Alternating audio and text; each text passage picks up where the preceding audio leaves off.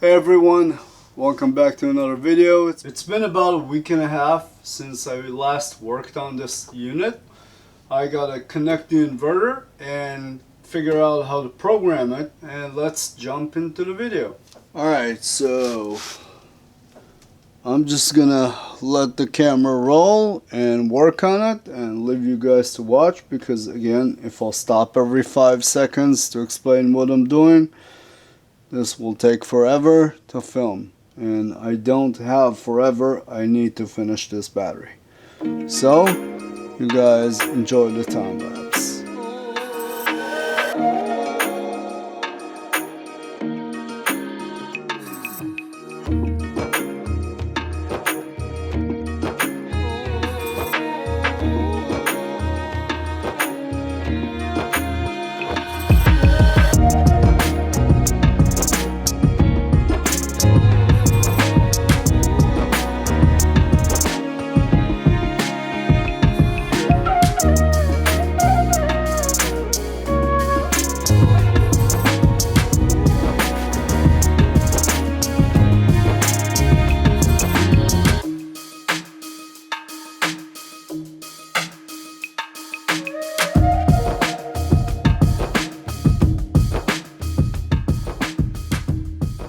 Now that the battery is completely sealed off and all the conductors are completely covered and there's no way that any kind of bugs can crawl in there and hang out between the conductors and short the battery, I can continue with wiring the inverter charger unit. But first, before I can do that, I need to do something with the wires, because the wires are not set up very well.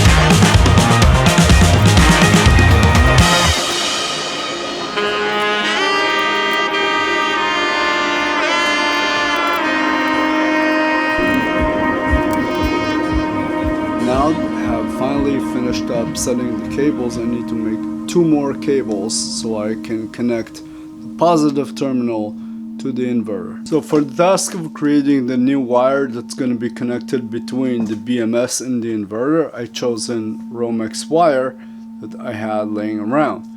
This Romex wire, each one of these strings can handle about 10 amps of current.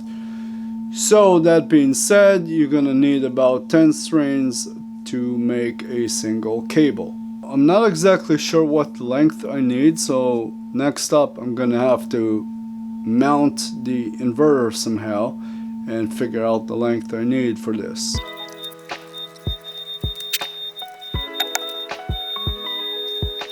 So it looks like the length I need is about this long, which is going to make very easy to make wire.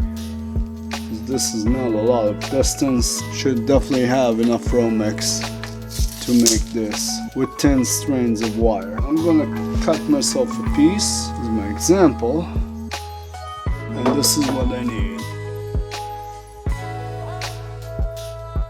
So these are the wires that are inside a Romex cable, and really what I need is the metal piece, not the plastic part.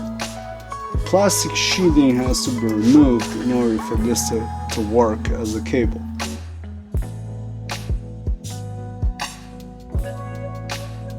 There we have 2 strands of wire. That's 20 amps capacity. This can carry 20 amps. Add another one, 30 amps, another one, 40 amps, and so forth.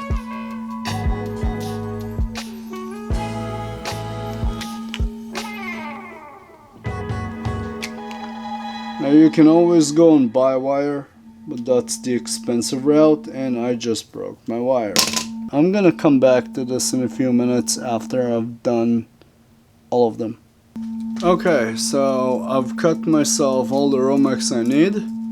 What I have here is 11 strings of wire, and each one of these can carry 10 amps.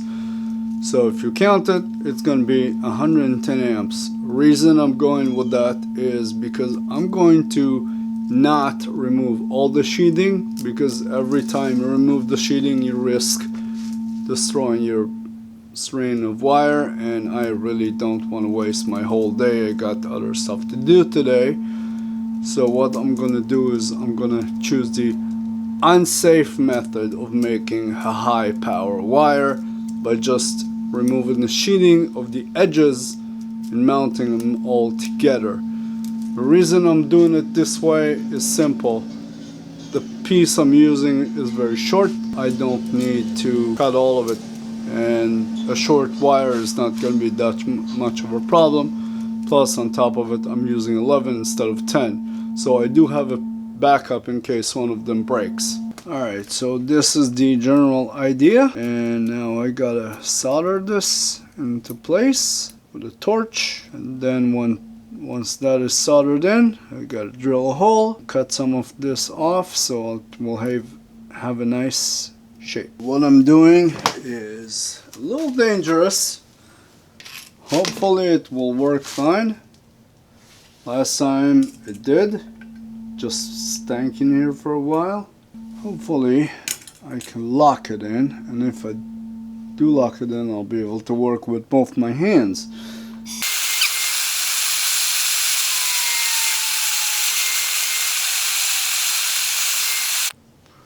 Okay, so I saw some drippage. Hopefully this will solder well. As you can see, there's a whole lot of liquid metal spilling out of there.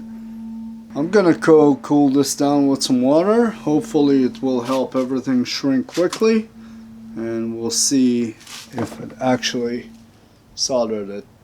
It appears that it has caught quite well. It's nice and sturdy, and I guess I can continue to the next stage.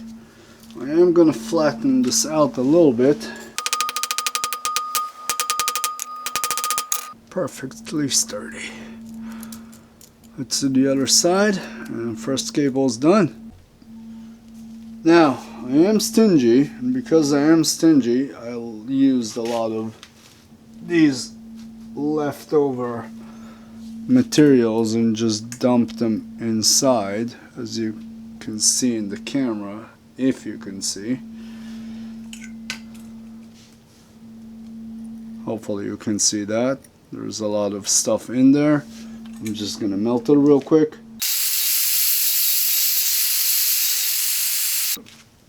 Try to put these in there, but it's proven to be difficult to do with one hand. Luckily for me, there is liquid in there. This thing is hot enough to keep the solder liquid. Oh, look at that. It actually went in. Let's try this again.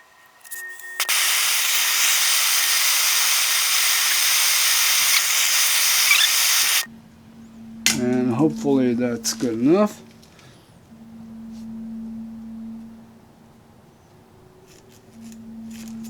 It's the liquid. Alright, it just came back from the sink. Still wet, but it's completely soldered in. That worked very well. And now I'm going to flatten it a little bit. Wow, it's actually quite dense. Well, I'm very happy with that. That came out very well. And this can carry 110 amps easily.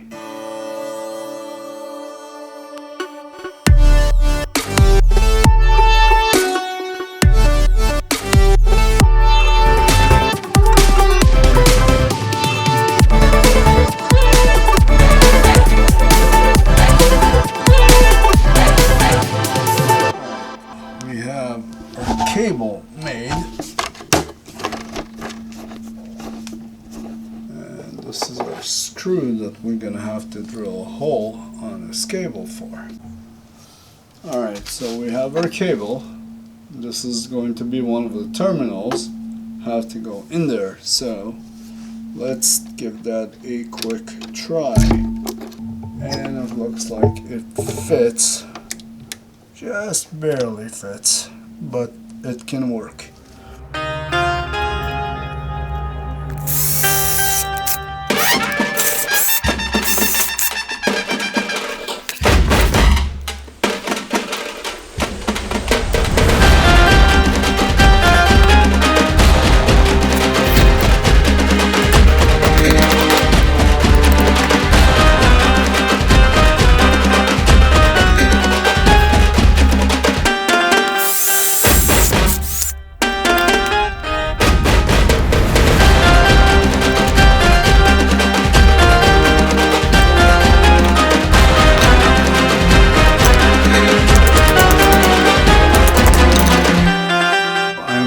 Done making these two cables. It's been a long time. I've been working on these two cables for 4 hours. Let's get back to the video and I will continue filming how I connect this inverter to the rest of the battery.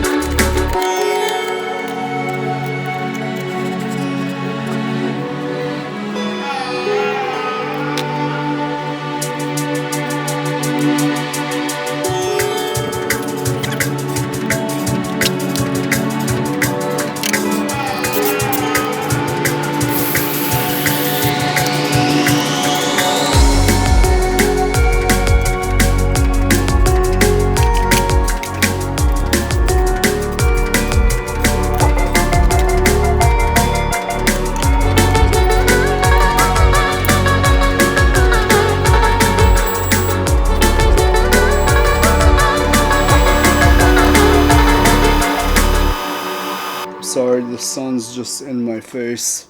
Okay, so the inverter clearly works. Now let's see some voltages out of it. 120 volts on the output. I got to the point where this system is up and running and working. So I'm pretty sure I'm done for the day. I'm gonna pause the video here and I'll continue tomorrow to film. In the meanwhile, I will try to clean this setup up a little bit, and I will go through the menus of the inverter and try to figure out how to configure it for charging the unit or charging the battery, really, because it's no good if it can't charge it. Anyway, you guys have a good night. I'll see you guys tomorrow.